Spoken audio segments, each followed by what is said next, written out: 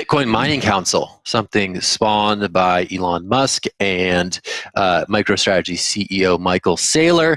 They had a meeting recently, and the message from that meeting was, we need to focus on the messaging.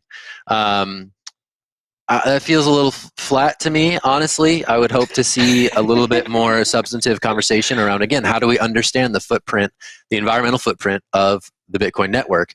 And if we're to believe reports out of this meeting, it's mainly a messaging issue at this point.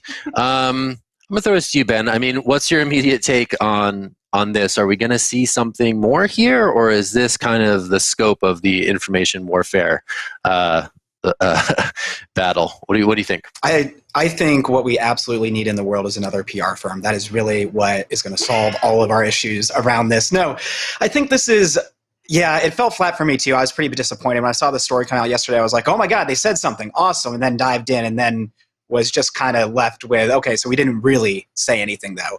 I do think the messaging is an important aspect of this. Like we talk about this all the time too. Like there's a variety of conversations that are happening out there, but they do seem to be really, I don't want to say disingenuously framed. I think they're self-interested framing, which is understandable. And so like the messaging is going to need to change. That being said, I think, maybe that is the the role of journalists in reporting on these things. And like we do that as well. And it's other entities that are going to be doing that too, that maybe the Bitcoin Mining Council is not as great as it's suited for. Like I would really rather see like some actual concrete ideas coming out of this rather than just talking about it as an information warfare, because it's not going to change. Like the electricity use by mining is like information warfare. That's not actually changing anything on the ground. You're trying to like change hearts and minds, and that's not going to do it, in my opinion. So fell flat for me too. But Jen, what are your thoughts? Well, if the problem is the messaging, Elon Musk is kind of spewing a lot of messaging that is inconsistent, and he's at the head of this council. So that's kind of interesting to me. I mean, just connecting the two stories, maybe one of the issues that the council should be speaking about is all of these Chinese miners that may be coming to North America, and how do we support them? So I think maybe some more thoughtful conversation like that coming out of the council might help steer the mainstream media in the right way, because I think right now there's just nothing to report on except for what some people are tweeting.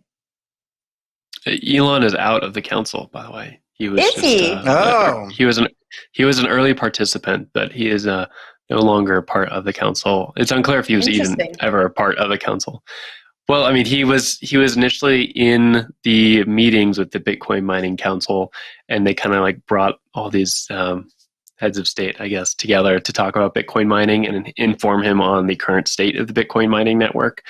But I don't think he was ever officially a part of it. It's definitely a Michael Saylor-driven phenomenon with a bunch of other public Bitcoin mining companies, which of course brings up its own considerations. Yeah, you mentioned, Jen, that's a really interesting point about the environmental shift, because you are taking a bunch of people who are mining using hydropower, you're bringing them to America where 11% of power is sourced renewably. So it's just like, it seems to be making the situation worse if we're looking at it in those terms. I sat in on this meeting for a little bit on Twitter Spaces. It was interesting. I mean, I don't think that we've really encapsulated what the meeting was about by Michael Saylor's. Like, we're not trying to fix Bitcoin. Like, that was a large part of it. It's about the messaging. But we did hear from a lot of mining representatives who honestly did shed a lot of light on what's actually going on. And I do think it's necessary information to get out there. So hopefully this will be an effective vehicle for doing that. We tend to paraphrase things and just kind of, give superficial takes on all of this stuff. And so really getting people who are in the industry and diving deep and giving us that meaty data is very helpful in our messaging as well. So hopefully it will do something. Naomi, and not can you just shed a little bit of light on? Can you shed a little bit of light on what was said from the mining reps? I am curious about that, because if there is stuff of substance, that's great. There's informational communication, and then there's also proposals for action, and those are two separate things in my mind. So what was your kind of large takeaways from what the mining reps were saying? For sure. I mean, just to quickly summarize, because I know we have to move on, just mining is super opaque. It's really difficult to get a gauge on what is electricity sources actually being used. And so they were actually just giving data points for that. So I think one of the main purposes of the council will be to kind of aggregate that data, make it more transparent, find ways to actually, package it together so people can understand it. Because right now, you have these studies, but they're kind of like picking up things from the air and trying to put things together, but there's a lot of guesswork involved. So hopefully this will create a more substantive conversation.